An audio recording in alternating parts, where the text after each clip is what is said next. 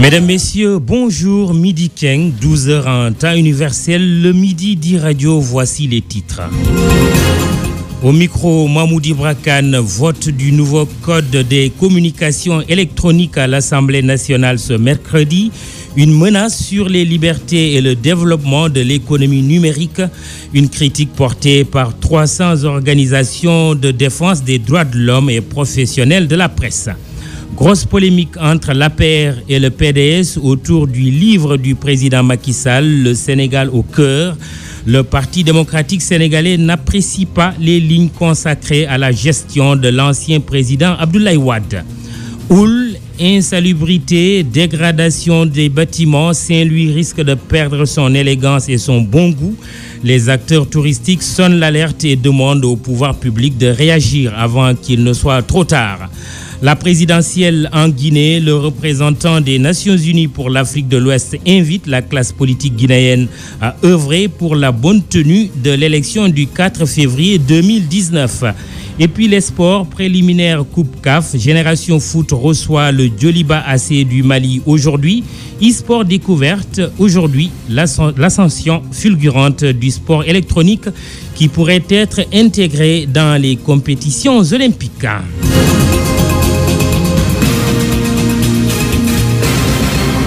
Nouveau code des communications électroniques, le projet de loi examiné à l'instant par l'Assemblée nationale.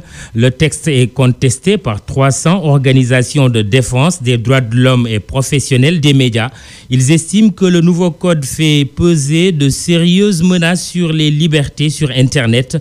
Concrètement, l'association des usagers des TIC demande aux députés de ne pas laisser aux opérateurs télécoms et aux régulateurs l'ARTP la latitude de censurer l'accès à la toile et aux applications très populaires telles que WhatsApp et Viber. Le président de l'Astuc, Ndiaga Gueye, que nous écoutons. L'Assemblée nationale examinera aujourd'hui le projet de loi portant code des communications électroniques du Sénégal qui contient une disposition qui remet en cause un Internet libre et ouvert au Sénégal. Nous espérons que les députés du Sénégal prendront en considération les propositions d'amendement formulées par plus de 300 organisations de la société civile. Elle sera examinée par ces députés. Nous pensons que le Sénégal a intérêt à suivre l'exemple de la France. À l'issue des élections présidentielles françaises, durant laquelle des campagnes de dénigrement ont été orchestrées contre l'actuel président français, en janvier 2017, il avait fait une proposition de loi pour lutter contre les fausses informations sur Internet. Quand il y a eu une levée de boucliers de la société civile, en premier lieu l'Association nationale des journalistes de France, Reporters de France, pour signaler les dangers que comporte un tel projet de loi, il l'a mis en discussion pour avoir un code consensuel. Étant donné que le pouvoir Ndiaga Gueye a sa majorité mécanique à l'Assemblée nationale, qu'est-ce que vous prévoyez comme action, sachant bien sûr à ce compte-là que la loi va forcément passer? Si la loi est adoptée par l'Assemblée nationale, nous prévoyons des actions nationales et des actions internationales. Nous comptons renforcer la vigilance citoyenne pour la protection des droits et libertés fondamentales des Sénégalais sur Internet. Et dans ce combat-là, les premiers à être impactés seront les journalistes et donc ils seront les premiers à être sensibilisés. Ndiaga Gueye, le président de l'Astuc, se prononçait sur le vote du code des télécommunications électroniques par l'Assemblée nationale. Ousmane Gueye, vous êtes en direct de l'hémicycle. Bonjour. Bonjour Mahmoudi. Le ministre de la Communication a justement répondu aux craintes des associations de défense des droits de l'homme. Abdoulaye Bibi Baldé défend en ce moment le projet de budget de son département. Tout à fait, Mamoudou. Abdoulaye Bibi Baldé assure qu'il n'y a aucune menace aujourd'hui sur les libertés d'expression, encore moins une restriction programmée dans les communications électroniques.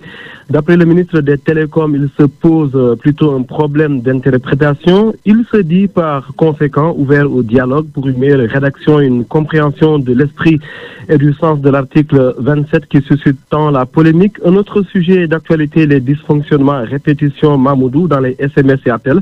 Abdoulaye Bibi Baldé appelle l'ARTP à saisir les opérateurs pour régler définitivement ces défaillances. Sur la question des dérives sur les réseaux sociaux, les parlementaires ont demandé à ce que le gouvernement fasse plus la police, mais aussi encadre davantage certains patrons de presse qui utilisent leurs médias pour faire la propagande politique. Le code de la presse, rapidement, le ministère des Télécoms annonce le remplacement de l'aide à la presse par un fonds d'appui et de développement de la presse.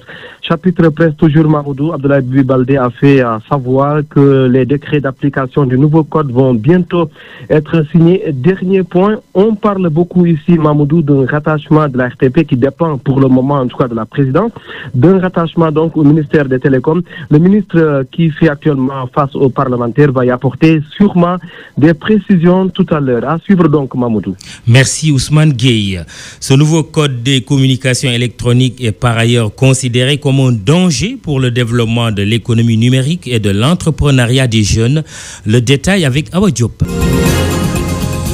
Le projet de loi portant code des télécommunications électroniques soumis aujourd'hui aux députés de la 13e législature, une menace au développement de l'économie numérique du Sénégal, selon Dr Abdoukhadre Lo, spécialiste des technologies de l'information et de la communication. Le projet de loi portant code des communications électroniques constitue donc un danger pour le développement de l'économie numérique, les startups je veux dire, et la jeunesse qui s'active dans les médias en ligne et les réseaux sociaux. Et le truc c'est que sans avoir l'air d'y toucher, le Sénégal risque d'emprunter la même voie que des pays tels que l'Ouganda, la Tanzanie qui exige de chaque blogueur de payer $900 par an pour avoir le droit de bloguer. Le Sénégal, à mon sens, ne saurait emprunter le même chemin et essayer d'étouffer Internet, la créativité et la liberté des populations. L'article 27 et son dernier alinéa donnent à l'autorité de régulation et aux fournisseurs d'accès à Internet une autonomie et indépendance dans la gestion et la régulation du trafic. Un alinéa très ambigu selon lui. Le gouvernement semblait être dans de bonnes dispositions pour amender cet alinéa de l'article 27. Malheureusement, il n'en est rien au final. Ces dispositions du nouveau code, en fait, met en péril la neutralité du net et donne ainsi à l'ARTP et aux opérateurs le pouvoir de bloquer, de ralentir, de filtrer l'accès aux opérateurs de téléphonie mobile au détriment des intérêts des utilisateurs. Il s'agit donc d'une disposition qui peut entraîner un Internet à 2 vitesses dans un pays où la fracture numérique est déjà béante. Dans un monde dominé par le numérique, cette loi sonne comme un frein à l'entrepreneuriat des jeunes ainsi qu'au développement de l'économie numérique. Les acteurs du secteur comme Dr Abdoukhadre Lo, spécialiste des TIC, plaide pour l'amende pure et simple du dernier alinéa de l'article 27. Et vous écoutez le midi d'e-Radio. e-Radio, les infos d'ici et d'ailleurs. Présidentielle 2019 chez nous, le temps des investitures. Le président sortant Macky Sall sera officiellement investi le 1er décembre comme candidat de Benno Bokk Yakaar. Mais avant cela, le chef de la coalition au pouvoir bénéficie d'une série d'investitures de la part de partis alliés. Que faut-il comprendre de la démarche adoptée par la majorité présidentielle? Réponse du secrétaire permanent de Benno. Morgom est au téléphone avec Antoine Diouf. La politique, c'est d'abord la mobilisation, ensuite l'animation et l'occupation du terrain. Si vous avez remarqué, je ne vous le ferai pas dire, nous n'avons que le candidat président Macky Sall aujourd'hui sur le terrain. Les autres, on ne les sent même plus, on ne les voit plus, que peut-être à travers les réseaux sociaux. Mais nous vivons la réelle politique. C'est la raison pour laquelle l'ensemble des entités de Benno Bokk Yakaar, c'est-à-dire si vous prenez la grande structure, le grand groupe, je veux dire Benno Bokk Yakaar, qui a ces structures, jeunes femmes, sages et cadres, qui ont eu chacune d'elles à organiser son investiture. Maintenant, il faut aussi compter la structure sur le plan horizontal, c'est-à-dire la composition par entité. C'est les partis. Nous avons assisté à une série d'investitures de partis, mais nous allons encore continuer à en assister parce que nous sommes ensemble, mais nous avons nos différences. Nous avons nos réalités, nous avons notre vécu aussi. Malgré nos différences, Benno Bokk Yakaar est arrivé à mettre tout le monde autour de l'essentiel. L'essentiel, c'est quoi? La construction de cette nation-là, la construction de notre pays en tenant compte des compétences distinctives de l'ensemble des membres de Benno Bokk Yakaar et des leaders. Une série d'investitures alors que la grande coalition Benno Bokk Yakaar va se retrouver le 1er décembre pour investir le candidat Macky Sall. Finalement, c'est quoi votre approche? Cette approche, je crois qu'elle est inclusive et participative. Parce que si vous gardez encore en tête l'appel du président Macky Sall, c'était de dire allons combattre ensemble et nous gouvernerons ensemble. Je crois que le président Macky Sall, en disant cela, avait compris que dans ce monde d'aujourd'hui, un seul parti ne peut plus gouverner. C'est maintenant l'ère des coalitions. Décembre est bien parti pour être le mois des investitures. Le dépôt des candidatures à l'élection du 24 février démarre le 11 pour se clôturer le 26 décembre. L'annonce a été faite la semaine dernière par le directeur de la formation et de la communication de la Direction générale des élections, Bernard Casimir Demba Cissé. Le Sénégal au cœur, le livre que vient de publier le président Sall aux éditions Cherche Midi en France fait parler de lui. Dans la partie de l'ouvrage intitulé Moi Nyangal Sall, le chef de l'État affirme avoir rompu avec les pratiques du PDS. Place au débat, le pouvoir et l'opposition en ont une lecture très différente. Seydou Gueye de l'APR, Doudou Wade du PDS, les deux n'ont pas pris de gants dans ce dossier de Migui Maram Ndiaye. Pendant des années, Macky Sall a occupé de hautes fonctions sous le règne du président Abdoulaye Wade, celui qu'il considère comme son mentor.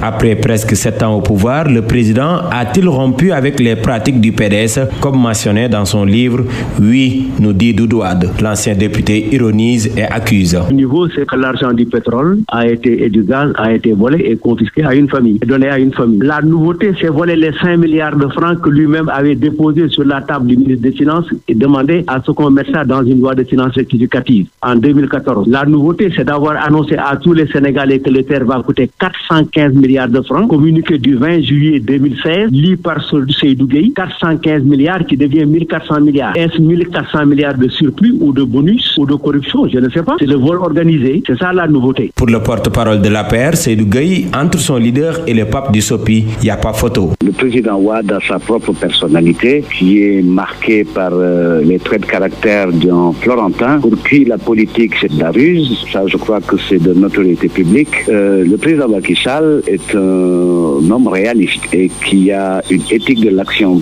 publique, c'est-à-dire servir le Sénégal et non se servir. Il ne s'arrête pas là. De l'avis de Seydou Gueye, Macky Sall a rompu avec les pratiques du PDS depuis le mois de novembre 2008, date à laquelle il avait claqué la porte. Il s'est engagé dans une autre démarche que les Sénégalais, qui sont très très conscients de ce qui se joue, ont validé à travers sa proposition Yonou Yokouté, qui est une véritable offre politique à la hauteur et à la dimension des problèmes que les Sénégalais vivaient à l'époque. De son côté, Doudou Wade accuse l'actuel président de la République et sa famille d'avoir confisqué les biens du pays. Du temps de Wade, les mêmes accusations ont été évoquées par l'opposition, mais l'ancien député se veut clair, cette question n'est plus d'actualité. Karim Wade, son sujet aujourd'hui, c'est que le comité des droits de l'homme a demandé de le remettre dans ses droits et de lui trouver un recours utile et de reprendre le procès. C'est ça la nouveauté, c'est ça la réalité. Il n'y a pas une autre réalité. La réalité aujourd'hui, c'est la famille de Macky Sall, ses amis, ses parents qui sont en train d'expolier le pays. Malgré ses affirmations dans son livre, Macky Sall, le Sénégal au cœur, l'actuel président de la République ne convainc pas certains. Si ses actuels collaborateurs estiment qu'il est sur une bonne voie, ses prédécesseurs au pouvoir le trouvent pire.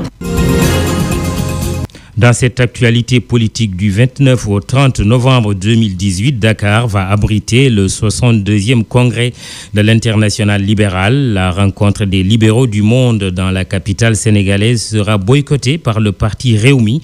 Le parti d'Idrissa Seck va d'ailleurs faire une conférence de presse ce mercredi à 17h à son siège au Point E.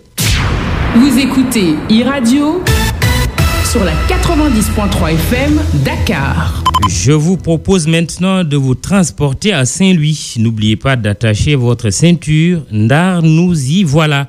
La ville de l'élégance et du bon goût, chère à Ousmane Socé Diop, porte mal son nom. L'insalubrité, l'état de dégradation des bâtiments et dernièrement la houle sont passés par là et c'est le tourisme qui en pâtit. Les visiteurs et les acteurs touristiques ne disent pas le contraire. Ils interpellent vivement les autorités, d'autant plus que pour eux, les solutions ne manquent pas pour que Ndar redevienne Saint-Louis. Reportage Oumou Kalsoumba.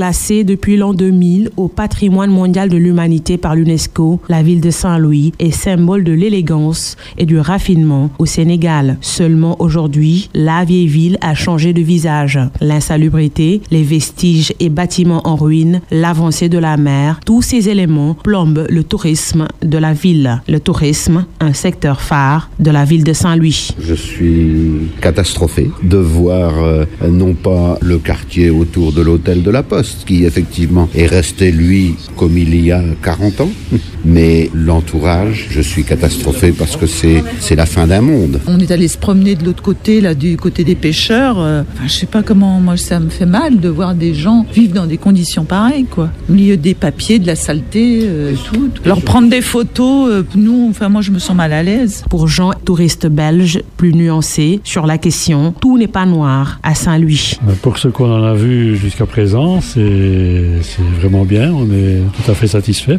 Dans la langue de Barbarie, malheureusement, la météo n'était pas très fameuse aujourd'hui, donc nous n'avons pas vu grand-chose. Nous sommes rentrés un peu frigorifiés. Nous revenons de 3 jours de croisière sur le Bouel Molga que nous avons pris en marche à Dagana. Et ça, c'était aussi vraiment une belle expérience intéressante. Oui, nous avons vu toute l'île, aussi la partie langue de Barbarie. Il nous a même emmenés dans des petits quartiers à pied pour nous montrer vraiment la vie profonde des gens de Saint-Louis. Et c'est assez interpellant pour nous. Selon Mohamed VI, vendeur d'objets d'art, l'architecture des bâtiments fait le charme de la ville de Saint-Louis. Le guide touristique se désole de l'état actuel des maisons. Mohamed interpelle les autorités. Quand les touristes viennent ici, mais c'est l'état des maisons qui pose problème.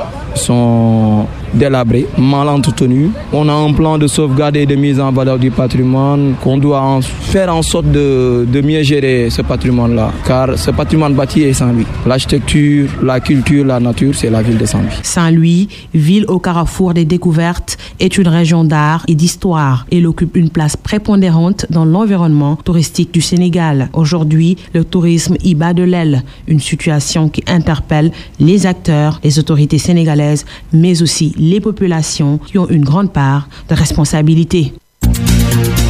L'actualité internationale sur e-Radio. Bonjour Antoine Diouf. Bonjour Mamoudou. De Saint-Louis, nous nous rendons à Conakry, la Guinée qui prépare la présidentielle du 4 février 2019 dans un contexte tendu, raison pour laquelle le représentant de l'ONU pour l'Afrique de l'Ouest invite les acteurs politiques à faire preuve de bonne volonté. Oui, Mohamed Ibn Chambaz invite la classe politique guinéenne et la société civile à ne pas enfreindre la tenue de l'élection présidentielle prévu le 4 février 2019, le représentant des Nations Unies pour l'Afrique de l'Ouest, invité de la presse étrangère accréditée au Sénégal, a fait cet appel ce matin. Mohamed Ibn Chambaz est au micro de Yann de Matina. Nous avons travaillé avec la CEDEAO et tous les partenaires pour arrêter d'avoir l'accord de 20 août qui a permis le pays d'aller aux élections présidentielles. Et depuis là, on a resté engagé. Les Guinéens eux-mêmes ont trouvé un accord, je pense l'accord de 15 octobre 2017, pour permettre de résoudre les contentieux et avancer avec l'installation des élus locaux. Mais en réalité, chaque fois, je ne sais pas si c'est une capacité de mise en œuvre qui manque là-bas ou bien simplement un manque de volonté politique de la part de tout. Parce que chaque fois, on arrive à avoir un accord, la mise en œuvre pose des problèmes en Guinée. Et ce que je peux dire est de juste vraiment faire un appel aux partis prenants, les partis politiques, travailler avec la société civile guinéenne, d'être fidèles dans la mise en œuvre. Second tour de l'élection présidentielle à Madagascar, 2 anciens présidents qualifiés. Le scrutin est prévu le 9 décembre prochain. Retenez d'abord que la Haute Cour constitutionnelle a publié les scores définitifs du premier tour auquel 36 candidats ont pris part. Et comme vous l'avez souligné, le second tour va se jouer le 9 décembre prochain entre deux anciens présidents. Aminata Ndong. Aucun des 36 candidats en liste n'a obtenu les 50% des voix requis pour être élu dès le premier tour qui s'est tenu le 7 novembre 2018. Selon des chiffres de la Haute Cour constitutionnelle, Andry Rajoelina est en tête avec 39,23% des voix, devant Marc Ravalomanana 33,35% et Rirajao Narimampianina éliminé. Il arrive en troisième place avec 8,82% des voix. Dans une conférence de presse, la Haute Cour constitutionnelle a annoncé avoir rejeté toutes les requêtes déposées, notamment celle de l'ancien président Rirajao Narimampianina qui avait demandé l'annulation du premier tour. Ainsi, le second tour va opposer les deux principaux acteurs de la crise politique malgache, une crise qui avait secoué le pays en 2009. Après plusieurs mois de manifestations et une centaine de morts, le président d'alors, Marc Ravalomanana, avait été contraint à la démission et l'armée avait confié le pouvoir à Rajoelina, au pouvoir jusqu'en 2014. Le second tour de la présidentielle est prévu le 9 décembre 2018. 28 novembre 1960, 28 novembre 2018. Voilà 58 ans que la Mauritanie accédait à l'indépendance, une fête nationale considérée comme une journée de deuil par les réfugiés mauritaniens du monde entier à cause de l'assassinat le 27 novembre 1990 de 28 soldats noirs. À Dakar, un sit-in était prévu aujourd'hui par la coordination des réfugiés mauritaniens du Sénégal. Nous y reviendrons. Au moins 29 personnes ont été blessées dans un attentat suicide perpétré aujourd'hui par une femme à Amchidé, ville camerounaise de la région de l'extrême nord, régulièrement frappée par des attaques de djihadistes de Boko Haram. Maroc, Algérie, Rabat multiplie les appels pour reprendre une relation bilatérale avec Alger. Le roi Mohamed VI a invité son éternel rival et voisin à dépasser les différences. Ce volontarisme marocain à renouer avec l'éternel rival pourrait avoir plusieurs explications. Aminata Ndiaye Sarr. Le ministre des Affaires étrangères, Nasser Bourita, a dit regretter ne pas avoir obtenu de réponse officielle à la main tendue pour le Maroc, car pour Rabat, l'enjeu est tout d'abord diplomatique. Par cette main tendue, le royaume chérifien prend à témoin la communauté internationale de son souhait de régler le différend régional du Sahara occidental, et ce, à quelques jours de la tenue à Genève d'une table ronde sous l'égide de l'ONU le 6 décembre prochain. Une rencontre réunissant les principaux acteurs du conflit du Sahara occidental. Une première depuis 7 ans, cette rencontre doit être le point de départ de la reprise des pourparlers sur la question. Au plan intérieur, le Maroc pourrait trouver aussi un intérêt à une reprise des relations diplomatiques courantes, et notamment pour la réouverture de la frontière terrestre. De quoi largement redynamiser la région frontalière de l'Oriental en proie aux conflits sociaux. En France, le budget de l'aide au développement doit sensiblement augmenter d'ici 2022. C'est la promesse faite l'an passé par le président Macron. Il avait notamment développé cette promesse il y a tout juste un an lors de son déplacement à Ouagadougou. Dans ce cadre, l'Agence France de développement va jouer un rôle de premier plan. En 2019, celle-ci sera dotée d'1 milliard d'euros de crédits supplémentaires pour intervenir dans les pays les plus pauvres et notamment au Sahel. Réchauffement climatique, Antoine, le monde s'éloigne toujours de plus en plus de son objectif selon l'ONU. Oui, et dans un rapport rendu public mardi dernier, le programme environnement de l'ONU dressait un constat alarmant. L'écart entre le niveau actuel des émissions de gaz à effet de serre et le niveau nécessaire est plus grand que jamais. Les détails avec Mohamed Kandji. À quelques jours de la 24e conférence mondiale sur le climat, l'ONU se montre pessimiste sur la hausse du mercure en deçà de 2 degrés Celsius. Les émissions de gaz à effet de serre ont atteint un niveau historique en 2017 à 53,5 gigatonnes, soit 0,7 gigatonnes de plus qu'en 2016, souligne le PNUE. L'année 2018 devrait connaître la même tendance avec une augmentation attendue des émissions du secteur de l'énergie, 3/4 du total, a déjà prévu l'Agence internationale de l'énergie l'énergie. Pour lutter contre le réchauffement climatique et garder la hausse du mercure en deçà de 2 degrés Celsius, les États devront donc tripler d'ici à 2030 le niveau global de leurs engagements par rapport aux promesses faites en 2015 à la conférence du climat de Paris COP21, souligne le PNUE, et multiplié par 5 pour ne pas dépasser plus d'1,5 degré Celsius, stade déjà énonciateur de dérèglement selon ce rapport publié à 5 jours de l'ouverture en Pologne de la 24e conférence mondiale sur le climat COP24. Mohamed Kandji, merci. C'est tout pour l'actualité internationale. À vous, Mamoudou. Merci, Antoine Diouf. Le journal des sports de e-Radio. Seydina Abagay, bonjour. Bonjour Mamoudou. Il prend plaisir à me déstabiliser, ce monsieur.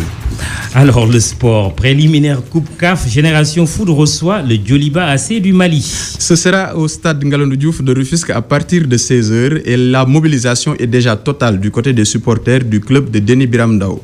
Près de 2000 d'entre eux feront le déplacement à Rufisque pour soutenir leur équipe. Sekou Seydi s'est entretenu avec le président du comité des supporters Grenat.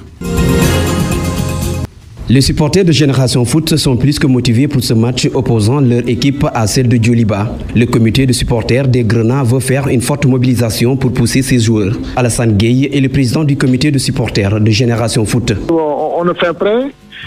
Actuellement, on doit déplacer 1500 supporters. On compte vivre les stades.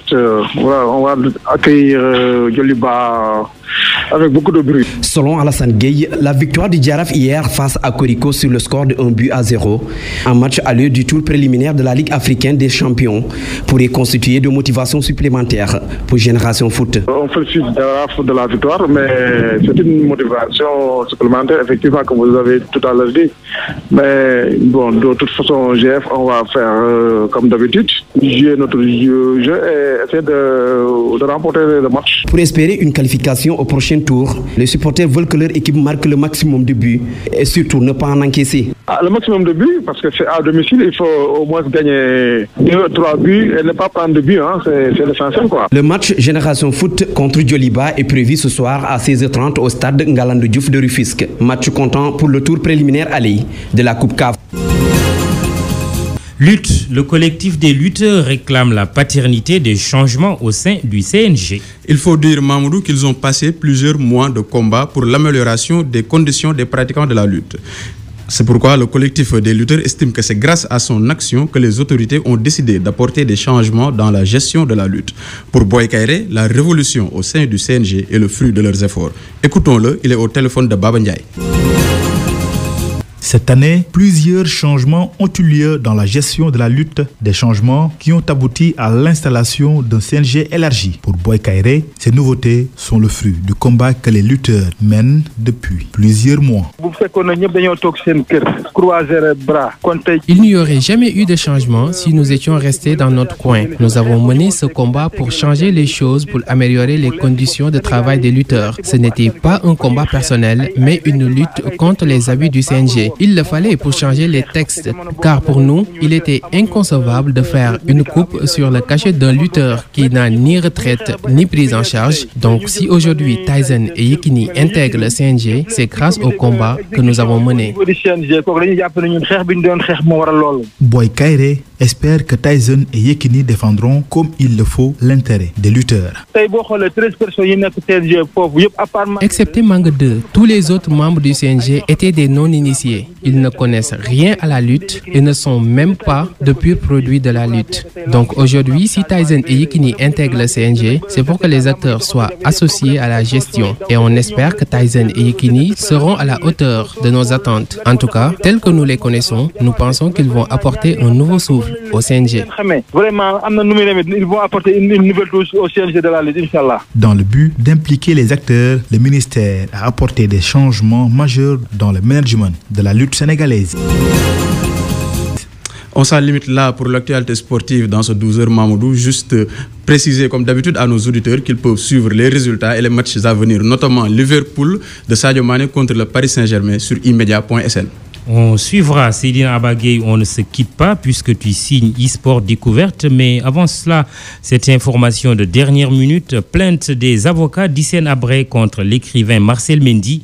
Il est reproché à l'auteur du livre Affaire Habré, Ombre, Silence et Non-dit d'avoir utilisé l'image de l'ancien président tchadien sans autorisation. L'audience est prévue ce mercredi à 15h au tribunal de grande instance de Dakar. E-sport découverte donc, le sport électronique, le E anglais, e-sport, apparu en 1997, le sport électronique a connu une ascension fulgurante avec la création d'une fédération internationale en 2010. En 2016, le comité olympique reconnaît l'e-sport comme un sport ouvrant ainsi la voie du processus d'intégration des JO. Découverte avec Sedina Abagay. Bienvenue dans le 3e numéro d'e-sport découverte. Aujourd'hui, nous allons explorer le monde du sport électronique, une activité qui surfe sur la vague 2.0 pour se développer. Qu'est-ce que le e-sport? Depuis quand la pratique-t-on et où va-t-il? Élément de réponse avec Mohamed Kandji. Le sport électronique ou e-sport en anglais désigne des compétitions de jeux vidéo en réseau local, LAN party, ou via Internet sur console ou ordinateur. Les joueurs professionnels appelés pro gamers en anglais évoluent en individuel ou appartiennent à une équipe. S'astreignant à un entraînement quotidien de plusieurs heures, ils participent aux compétitions organisées à travers le monde et vivent des gains remportés. En principe, tous les jeux vidéo comportant un mode multijoueur sont englobés dans l'e-sport. Au milieu des années 2000, la dotation des compétitions internationales d'e-sport les plus importantes se montait à plusieurs millions de dollars. Un record fut atteint en 2015 à l'occasion de la compétition The International dédiée aux jeux Dota 2, offrant plus de 10 milliards de dollars de gains, dont plus de 3 milliards pour l'équipe gagnante. En 2010 est créée la Fédération internationale de sport électronique ISIF, dont la mission est de promouvoir cette discipline. En 2016, le comité olympique reconnaît l'e-sport comme un sport ouvrant la voie du processus d'intégration de ces compétitions lors de futurs JO sans calendrier précis. Depuis quelques années, des efforts considérables sont faits en Afrique pour y développer cette activité. En 2017, il y a eu la CAN e-sport qui a regroupé 8 pays du continent autour d'une compétition de PES 2017. En novembre, le Maroc a reçu l'Africa Game Show avec 16 pays. Au Sénégal, les adeptes du e-sport ont mis en place une association sénégalaise des jeux vidéo pour mieux vivre leur passion. Baba King en est le président. Il est également le vice-champion d'Afrique de jeux vidéo. Il nous explique la genèse et les objectifs de la structure qu'il dirige. Je pense que ça a commencé en 2012.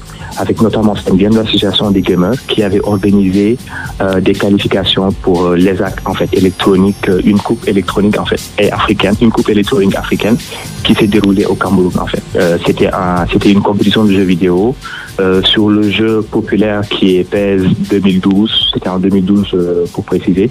Donc nous on avait organisé des qualifications au CICES. Donc ça avait mobilisé beaucoup de monde.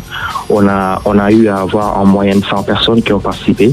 Et on a pu envoyer 2 joueurs, donc 2 qualifiés, pour qu'ils puissent représenter le Sénégal.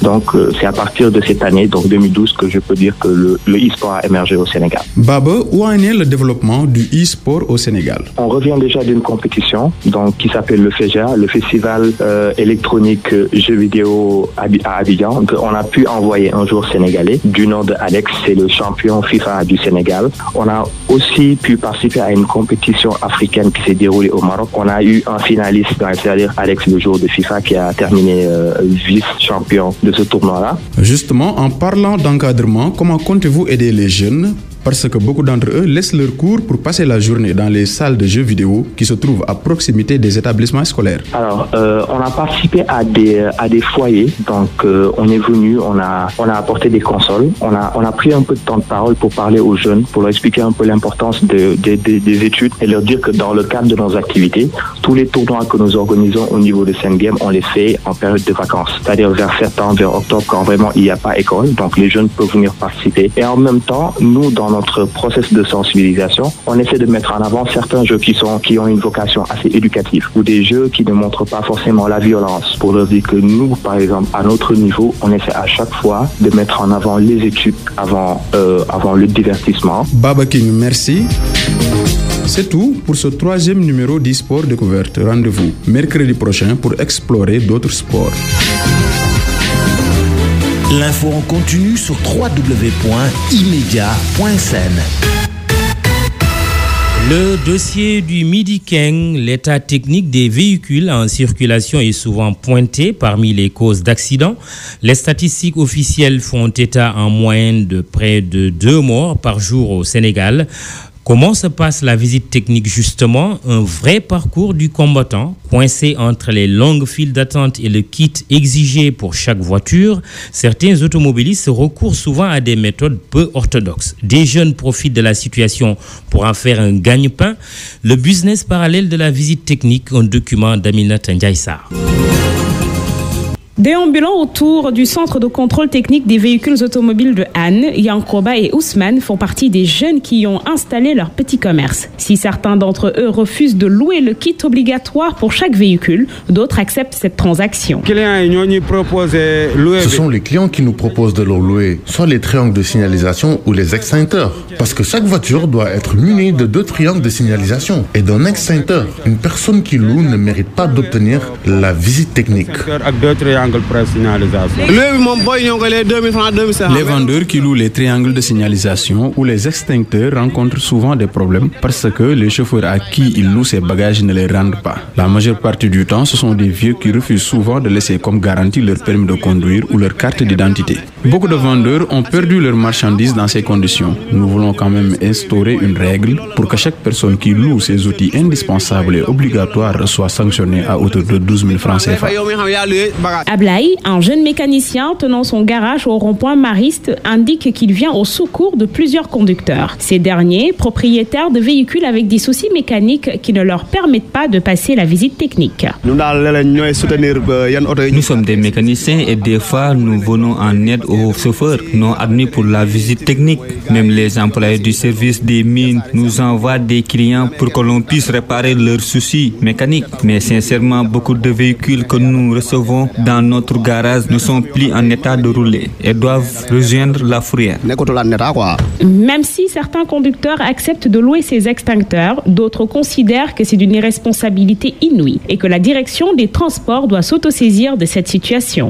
Il y a des gens qui sont aux devantures du service des mines pour dire que ils donnent l'extincteur, le triangle et tout. Donc tu payes 2 ou 3 000 francs. Moi, ça m'est arrivé une fois qu'ils m'ont proposé ça. Mais bon, puisque moi j'ai ça dans ma voiture, je leur avais dit que non, ça m'intéressait pas. Mais ça, c'est pas normal. C'est pas normal. Je crois que c'est un peu la faute au service technique, puisque je crois que les extincteurs qui passent devant eux devaient être au moins, soit ils devaient mettre soit une cachette ou bien mettre quelque chose qui montre que l'extincteur là est déjà passé par là. Selon nos sources de la gendarmerie, ils ne sont pas obligés de toujours réclamer les éléments tels que les extincteurs ou les triangles de signalisation. Cela ne veut pas dire que les chauffeurs doivent s'en passer. Ce sont des outils indispensables et obligatoires pour la sécurité du conducteur et des autres usagers de la route. Le fait de ne pas être en possession de ce kit est synonyme de verbalisation par le gendarme. Cher Omar Gueye, directeur des transports, ne cautionne pas ces magouilles auxquelles certains s'adonnent pour l'obtention de leur visite technique. Il déplore l'irresponsabilité de ces derniers parce que ces outils qu'ils minimisent peuvent leur éviter les accidents de la route.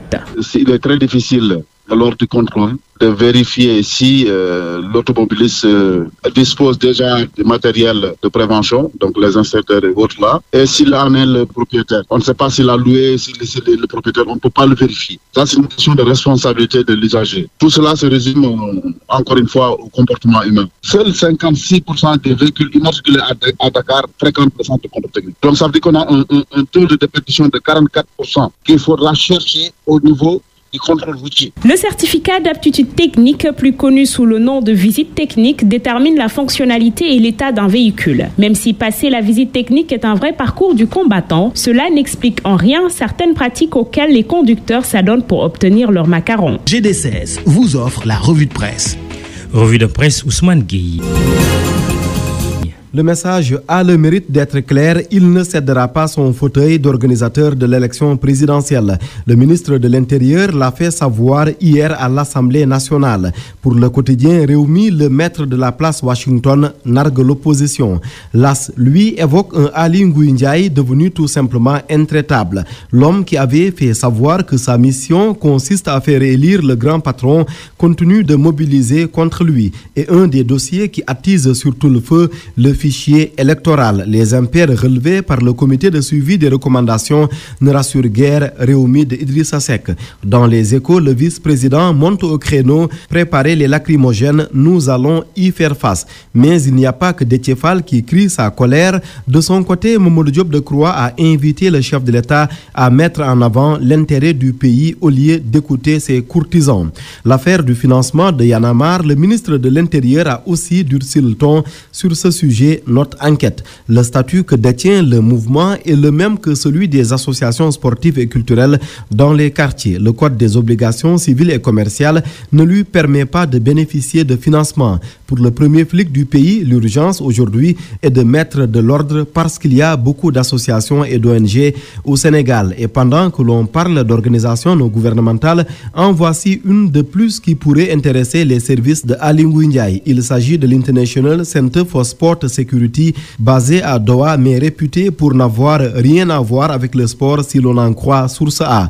Pourquoi l'organisation devrait-elle tant préoccuper le pouvoir? Certains de ses membres qui multiplient les séjours au Sénégal seraient les yeux et les oreilles de Karim Wade et l'Arabie Saoudite a déjà alerté Dakar, révèlent les confrères. Ousmane Tanor Dieng, Moustapha Niasse et les autres alliés, les yeux et les oreilles de Macky Sall en route pour 2019. À la une de Les Échos, le président de la République tout sourire lors de son investiture par l'Alliance des forces de progrès. Celui qui dit porter le Sénégal au cœur ne parle plus de croissance, mais de décollage pour le pays, non sans se féliciter de la force du PS. On a tout fait pour tuer le Parti socialiste, mais vous êtes encore là, dit le patron de l'APR. La phrase est également à la une de l'AS qui rapporte qu'un monde fou avait fait le déplacement des 14 régions pour le meilleur candidat à la présidentielle, pour reprendre les propos du président de l'Assemblée nationale. Autant dire avec enquête que c'est donc la machine Benno Bokk Yakaar qui s'emballe pour un futur balisé par une victoire nette et sans bavure dès le premier tour. Les mots de Macky Sall qui pose aux côtés de Ousmane Tanor Dieng à la une du journal. Parmi les acteurs de la présidentielle, le Conseil constitutionnel désireux d'aller vers une nouvelle dynamique d'après enquête. Oui, les 7 sages parlent enfin de vive voix, assez rare pour être signalé, les confrères le reconnaissent. Et à moins de 3 mois du 24 février, il est nécessaire d'établir un dialogue entre les médias et le Conseil. C'est d'ailleurs le thème de l'atelier organisé à Mbodiène. Et le sage en chef, Pape Oumar Sakho, estime que la presse se fait souvent complice sans en être consciente des doutes émis sur la juridiction. L'AS fait état de l'importation de 70 000 tonnes de sucre validées par le gouvernement. Ce n'est ni plus ni moins qu'une manière de fermer la CSS, accuse le directeur des ressources humaines par intérim. Le cri d'alerte de Louis Lamotte, repris aussi par enquête, qui rend compte d'une véritable colère des travailleurs soutenus par les partenaires. En sport, le Paris Saint-Germain serait-il en danger face à Liverpool? C'est ce que soutient Stade ce mercredi, évoquant la 5e journée de la Ligue européenne des champions. À la une, notamment le Sénégalais Sadio Mané. Stade fait également état de la soif de Messi qui aime tout gagner. GD16 vous a offert la revue de presse. C'est fini pour ce midi. Le rappel d'une des principales informations, le vote du nouveau code des communications électroniques à l'Assemblée nationale ce mercredi. Une menace sur les libertés et le développement de l'économie numérique, critique portée par 300 organisations de défense des droits de l'homme et professionnels de la presse. Aucune menace, rassure le ministre de la Communication, Abdoulaye Bibi Baldé, qui fait face aux députés en ce moment. Et puis cette information qui nous est parvenue en cours de journal, la plainte des avocats d'Hissène Habré contre l'écrivain Marcel Mendy. Il est reproché à l'auteur du livre Affaire Habré, Ombre, Silence et Non-dit d'avoir utilisé l'image de l'ancien président tchadien sans autorisation. L'audience est prévue cet après-midi à 15h au tribunal de grande instance de Dakar. Le midi présenté avec un immense plaisir par Mahmoud Ibra Kane, Alioune Diassé à la technique, réalisation Antoine Diouf, Mohamed Kandji. Salim To pour vous accompagner jusqu'au rendez-vous avec Sylle Mouniel et Tonton Ada. Et juste après, ce sera Ribari, le journal de 13h en Wolof qui vous sera présenté par Hassan Top. Merci, bon après-midi et bon appétit.